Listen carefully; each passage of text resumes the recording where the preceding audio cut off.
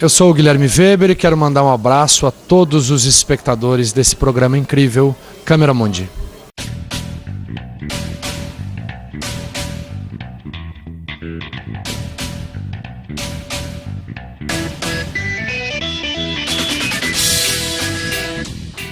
Vai tirar tudo? Tirar os dentes? Meus dentes, os 32. Não são 32? Os 32 dentes. E o senhor quer que eu tire? Mas eu pago, doutor. Meu chapa, eu pago. Malvino, obrigado por estar falando com a gente. Bem-vindo a Curitiba, bem-vindo ao Festival de Teatro de Curitiba. Eu que agradeço a oportunidade de estar falando com você, com seus telespectadores. Vem cá. O Heriberto Leão, que foi o grande padrinho desse espetáculo, desse teu personagem, assim? Exatamente. O Heriberto, além de ser meu grande amigo, a gente se conheceu em Cabocla, de lá a gente cultiva uma amizade muito bacana, a gente sempre se fala, sempre se encontra. E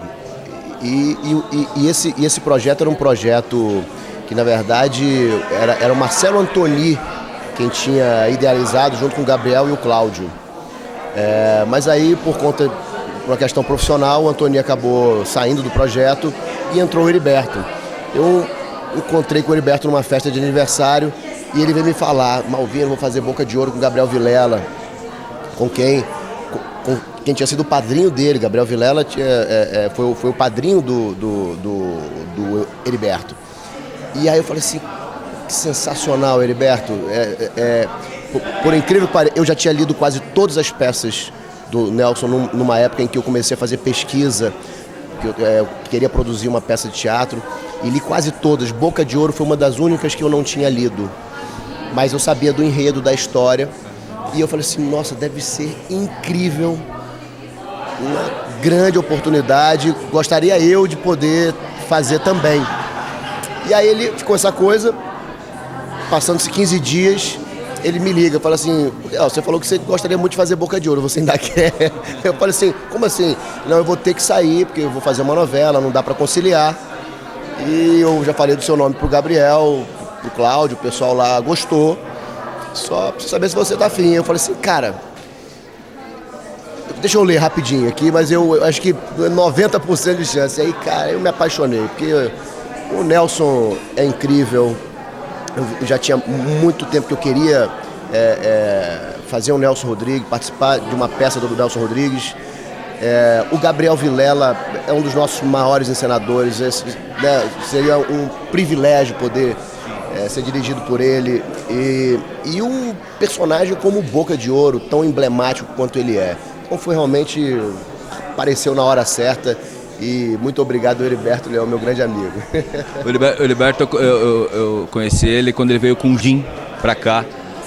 Foram uns 15 minutos de entrevista e uma meia hora de papo. Eu entendo, é fácil ser amigo daquele cara, né? Fantástico. Ele é um cara, uma figura humana, assim. Nossa, ele só tem... Cara, esse cara é um cara realmente muito especial, o Heriberto. Você sempre é muito requisitado pra TV, né? Novelas, uma atrás da outra. Teatro você não fez tanto. Oportunidade, por quê? É engraçado, né? Porque eu nunca imaginei que eu fosse ser ator. Eu fiz faculdade de contabilidade em Manaus, eu sou manauara. Eu tinha 24 anos mais ou menos, eu estava prestes a me formar, faltava um ano para me formar. Surgiu uma oportunidade profissional para ir para São Paulo, trabalhar como modelo. E eu quis me aventurar e fui. Tive o apoio dos meus pais, eu conversei muito com eles. E o acordo que eu tinha feito com meus pais é que é o seguinte: olha, eles me ajudaram, né? O acordo é que eu ficaria um ano lá. Se não desse certo, eu voltava. Em Manaus eu tinha tudo, tinha toda a estrutura, era só voltar. E aí eu fui, em 6 meses que eu estava em São Paulo, eu comecei a fazer uns cursos de interpretação muito mais voltados para a TV, porque eu queria me sentir mais à vontade quando eu fazia os testes para publicidade. Esse era o único motivo. Só que aquilo foi me empolgando. Eu fui me divertindo com aquilo. E 6 meses que eu estava lá, eu fiz um teste para uma peça de teatro que chamava-se Blue Jeans, uma peça muito conhecida, né? dirigida pelo Wolf Maia, só com atores profissionais, e eu estava apenas 6 meses em São Paulo. Aquilo foi um despertar para mim, porque eu não sabia nada, era completamente verde na profissão, e caí numa peça profissional. Eram 22 atores, eu era um deles, e eu tive que me virar para conseguir acompanhar os outros atores, né? E aquilo foi uma descoberta incrível. Quando eu subi no palco, a sensação que eu tive foi o seguinte: eu descobri o que eu gosto de fazer.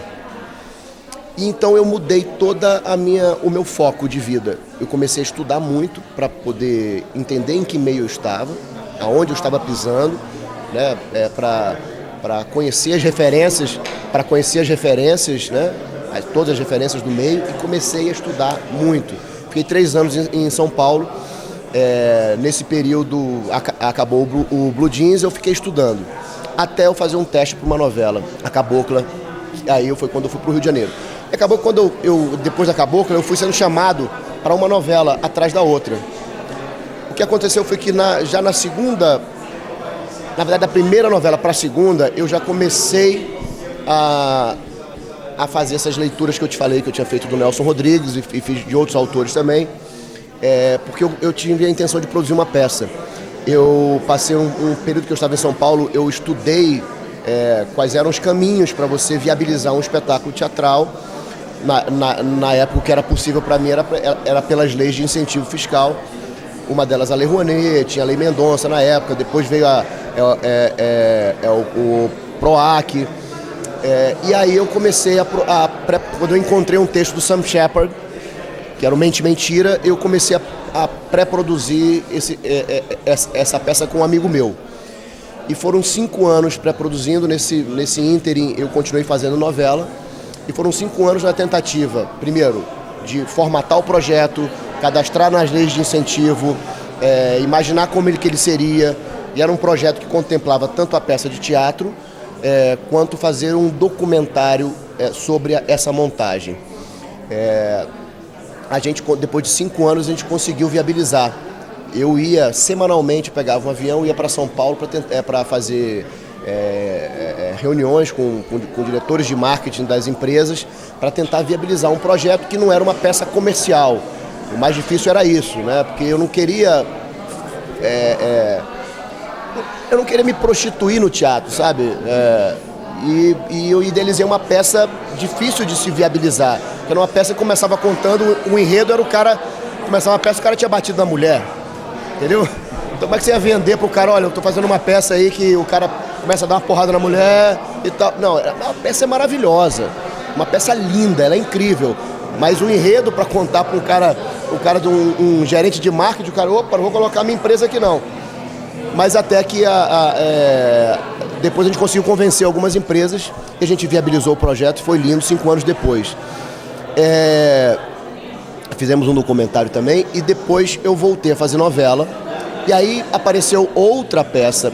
Eu sempre fiquei nessa coisa, quando intervalo de novela, querendo encontrar alguma coisa.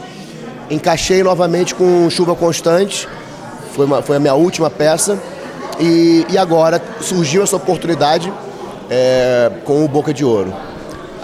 Não fiz muitas, mas as que eu fiz foram incríveis. Aí você produziu essa peça e viu que produzir teatro é mais loucura ainda, né? É uma loucura, cara. Mas ao mesmo tempo, perceber essas dificuldades é entender também o quanto é necessário que o Estado tenha uma atenção redobrada com a cultura. Cultura em geral, não é cultura geral, o teatro inserido nela.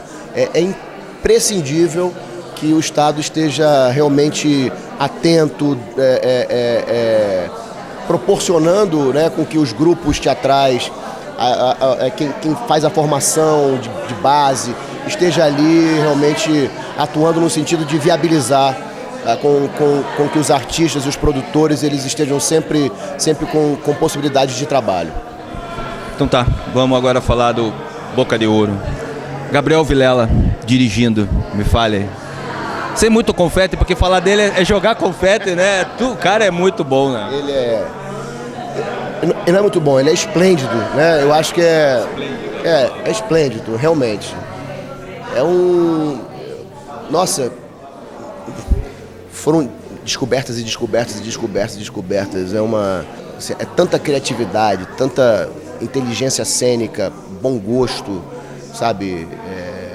Referências que ele traz de uma ampla cultura que ele tem, que ele consegue inserir no espetáculo.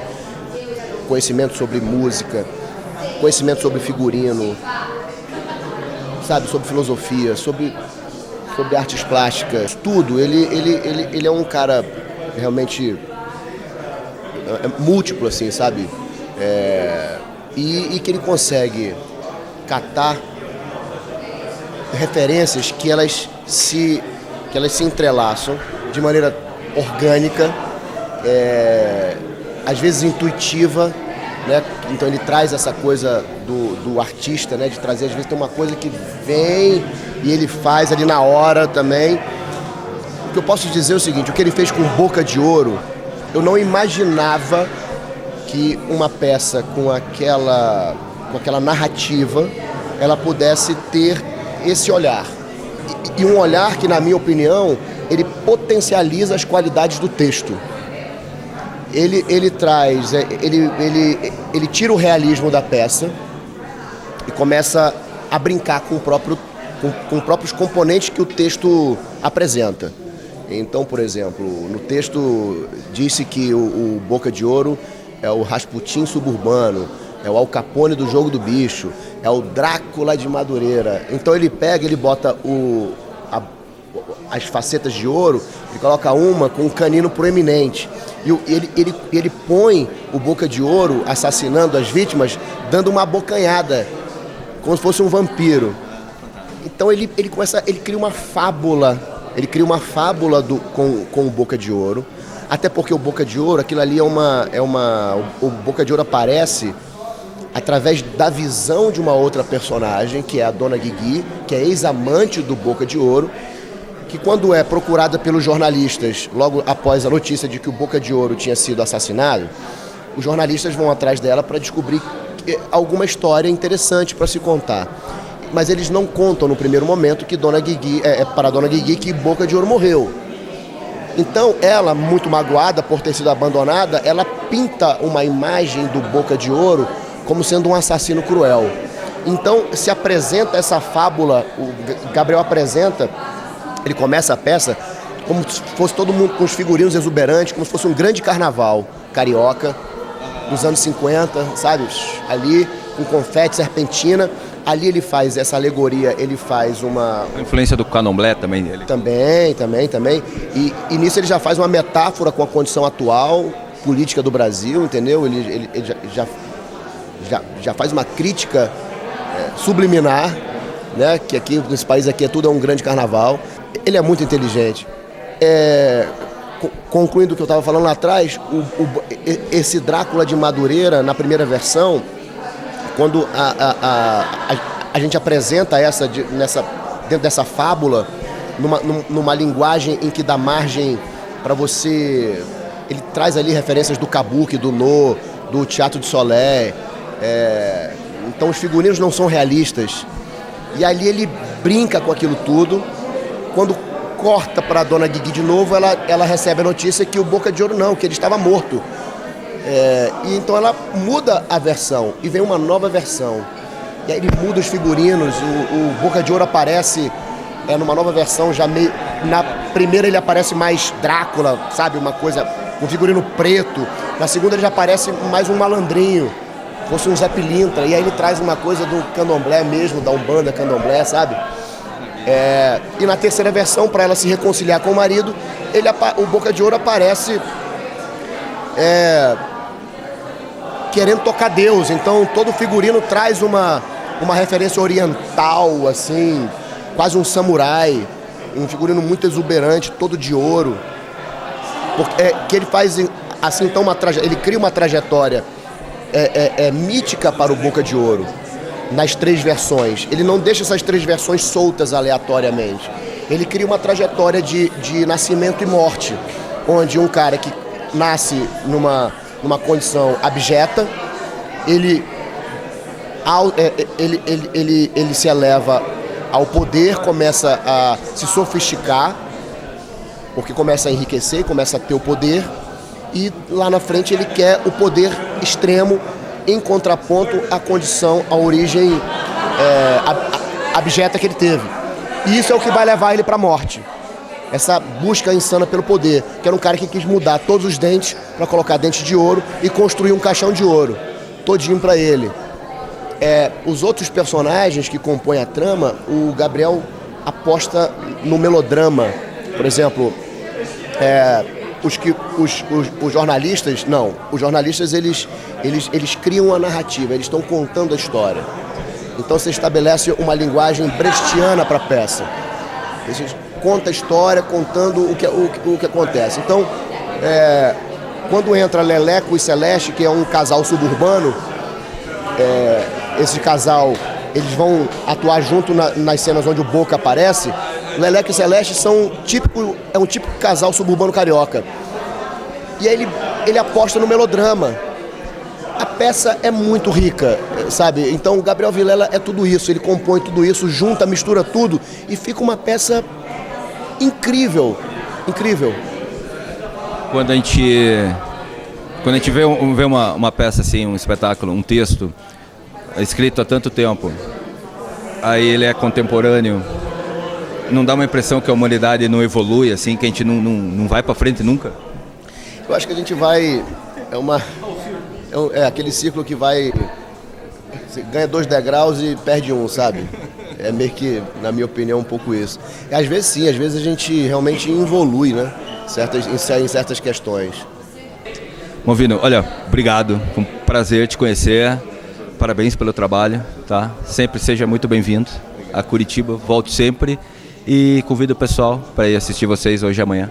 É isso aí, para mim um grande privilégio poder estar aqui. Eu já vim com Mente Mentira para cá, no Guairão também, mas estar no Festival de Curitiba, que é um ambiente único, é o nosso maior festival do Brasil, é um privilégio, assim, a Curitiba ter isso, né? E acho que tem que valorizar, porque isso é importante, muito importante para a cidade, sabe, para a cultura local. E para mim é um privilégio estar aqui no Festival de Curitiba, com Boca de Ouro, com essa peça muito legal. Hoje, no Guairão, às 21 horas, e amanhã, no domingo, eu não lembro se é às 7 horas, 6 ou 7, não sei. É isso, a peça é realmente incrível. E é uma peça, além de ter sido realmente tida como pelos principais meios de comunicação, os principais críticos do país, como uma das melhores peças do ano, melhor que isso é que ela é popular. Ela é popular, é uma peça que cai no gosto de quem assiste. As pessoas saem da peça assim, nossa, que peça bacana. Isso Rodrigues isso é legal.